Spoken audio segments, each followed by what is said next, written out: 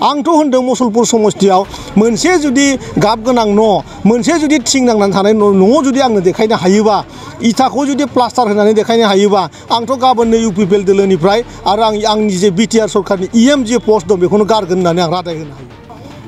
रायजो राजाफोरनो खोथा होनाय बायदियै खामानि मावनायनि फारसे सान हर जिरायनानै थायाखै बिटिआरनि मावफुं सोद्रोमा राकेश ब्रह्मआ।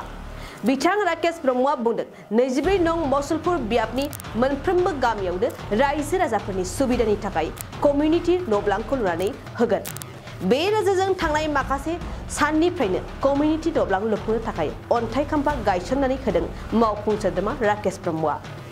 बिथां राकेश ब्रह्मआ खामानि मावनायनि फारसे बेरेखा दोलो बिपिएफजों साइलेन्स लादों बुंदों थांनाय 17 बोसोराव बिपिएफनि सरकारा मुसलपुर बियाबाव मोनसेबो कमिउनिटि न'ब्लांखौ लुनानै होआखै। बबेखानि बिपिएफनि दैदेनगिरिफोरा बै समाव उदगाद'फोर बायदि थानानै जेबो खामानिखौनो मावलांनो हायाखै। इएम राकेश ब्रह्मनि चेलेन्ज जुदि मुसलपुर बियाबाव बिपिएफ सरकारा समायना महरनि कमिउनिटि न'ब्लां लुफुंनाय दिन्थियोब्ला गावनि इएम बिबानखौ नागारगोन। रोखोमनि रादाय होलांदोंमोन जे मुसलपुर समस्तिखौ 40टा समस्तिनि भितरावनो साबसिन बानायनायनि जि आंनि आब'मोनखौ आंनि आदामोनखौ आंनि आइमोनखौ जि रादाय होदोंमोन बे रादायखौ मोगथां महर होनो थाखाय दिनै आङो हर सान जोबोद माने गोसो गुदुङै आरो जारिमिनखौ नुखाथारनाय नुनानै आं गोसो गोथाबथारनानै खामानि मावदों आरो बिनिनो दिनै जेसेबां माने मुसलपुर समस्तियाव गामि दङ बे गामियाव गंफ्रामबो गामियावनो समायना रमायना मिथिं जाग्रा न' आरो आंनि आब'मोननि माने मिथिं जाग्रा न' थिग बेबायदिनो कमिउनिटि हलखौ आङो बानायफुंनो थाखाय खामानि मावदों। दिनै फमा फोथार नैबे रेभिनिउआव जोंनि मानगोनां लेङाइ खुंगिरि गबिन्द सारनि अननायाव दिनै जों बेवहाय 15 लाख रां होनानै बेवहाय जों समायना रमायना मोनसे मिथिं जाग्रा न' लुफुंनो दिनै खुन्था गायसनफैदों। बे प्रसेसा कन्टिनिउ जागासिनो दङ। दिनै जोङो 12था गामियाव दिनै बे खामानिखौ मावदों। मथाथुलि थेक्राखुसि आरो हाजिरा आरो बरखारुवा बेबायदिनो जोङो 12था गामियाव दिनै बे हाबाफारिखौ मावबोगासिनो दङ आरो थिग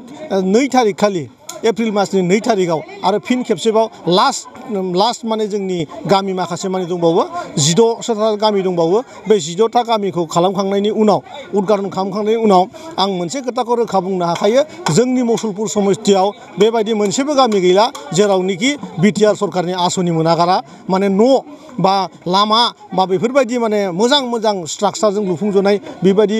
मोनहैगारे मोनसेबो गामि गैला बेखौ आङो बिटिआर रायजोनोबो खोन्थानो हायो आरो जोंनि समग्र मुसलपुरनि रायजोफोरनो बुंफोरनानै होनो हायो आरोखि मोनसेबो गैया बेसेबां बुंबावनो माने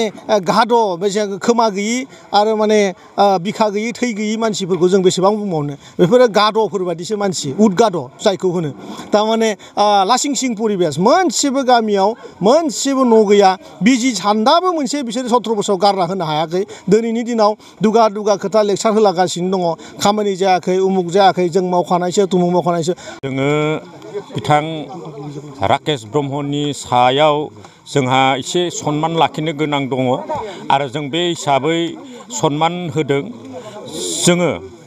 बे नाथखुसि गामियाव राकेश ब्रह्मनिफ्राय मोननो थाखाय माखासे हाबिलास दंमोन मोननो लुबैदोंमोन जेरै जोङो बे रामपुर नाथखुसि गामियाव आंखाल जोंहा लामानि बांसिनै लामानिखौनो जोङो गाबख्रावदोंमोन राकेश ब्रह्मनि सेराव जोङो जेला लामानि थाखाय गाबख्रावदोंमोन बेखौ बिथाङा दाबावै जागोन होननानै बुंबाय आरोबाव दिनै बिथाङा गाव फैनानै मिटिं खुंनायनि थाखाय एसे उसुबिदा न' मोननायनि थाखाय नै दिनै बिथाङा गावनि गोसो खुसियै जोंनि रामपुर नाथखुसिखौ अननानै सम मोनसे मेल मिटिं जाफैनांगौ होननानै आरो बिथांनि थाखायल' नङा गासैबो बे बिटिआरनि जायफोर बिसायख'थियाव देरहायो बिथांमोननि थाखाय गासिखौबो अननानै जों गालांनो होननानै बेखौ आरम्भ खालामफैदों बिथाङा राकेश ब्रह्मआ नैबे रामपुर नाथखुसिखौ अनसायनानै भबिष्यतनि थाखाय न' नांथारगौ मेल न' नांथारगौ होननानै बिथाङा जोंनि थाखाय मोजां खामानि मावदों आरो बेनि थाखाय जोङो बिथांनि सायाव हाजासे साबायखर बावदों हाजासे रोजा रोजा साबायखर बावनानै जों बिथांखौ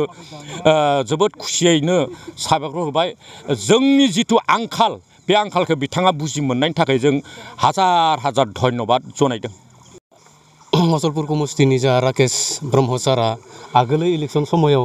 जाबायदि खोथा होदोंमोन बिथाङा माने गाव जुदि देरहायोब्ला जोंनि गामियाव माने कमिउनिटि हल होगोन होननानै बुंदोंमोन बिथाङा मोजांनि खोथा नै दिनै गाव देरहाखांनायनि उनाव बिथाङा जि हाबाफारि लादोंमोन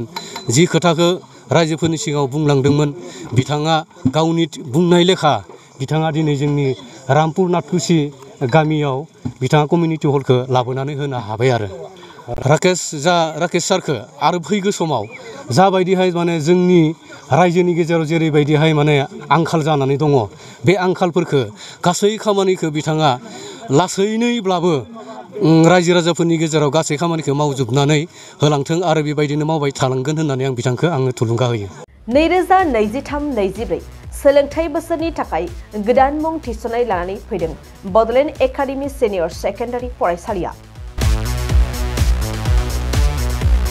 क'क्राझार जिल्लानि तिनिआलियाव थानाय बर' बिजोंनि बडलेण्ड एकाडेमि सिनियर सेकेन्डारि फरायसालिया दायो केजिनिफ्राय 9 थाखोसिमनि गोदान मुं थिसननायखौ लागासिनो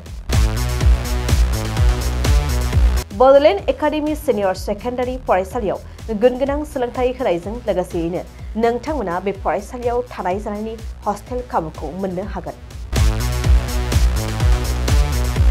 बेजों लोगोसेयैनो बे फरायसालियाव एक्सट्रा टिउसन आरो इंलिश स्पिकिं कर्सखौबो फरायसाफोरनो होनाय जायो गोसो गोनां फरायसाफोरा मुं थिसननायखौ बाङाय बेसेनावनो मोननो हागोन